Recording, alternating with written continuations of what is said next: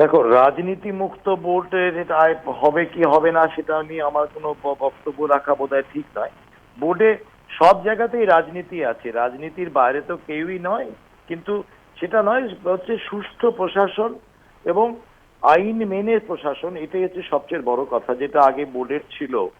কিন্তু আজকে বোর্ডের যে লজ্জাজনক পরিস্থিতি হলো, যে ইমেজে যে প্রচন্ড ক্ষতি হলো, যে প্রেসিডেন্ট এবং সেক্রেটারিকে বার করে দিতে হলো, সেটা তাদের নিজেদের দোষে। তারা আজকে এটা বুঝতে চাইলো না, চাই এতদিন ধরে, যে যতই পছন্দ করি আর না করি, সুপ্রিম কোর্টের অর্ডার মানতে আমি বাধ্য। এই বাধ্যবাধকতাটাকে যদি আমি অ্যারোগেন্স দিয়ে যদি আমি চেষ্টা করি সেটাকে আমি মানবো না, উল্টো পাল্টা বুঝিয়ে বোঝাবার চেষ্টা করে, তার পরিণতি এটাই হবে। ভবিষ্যতে এর থেকে শিক্ষা নিয়ে আমি নিশ্চিত যে ভবিষ্যতে যারা বোর্ডে আসবেন তারা এইটা মাথায় রাখবে যে আইনকে বাদ দিয়ে আইনের ঊর্ধ্বে উঠে কোনো রকম কোনো প্রশাসন বা কিছু পদে থাকা যায় না।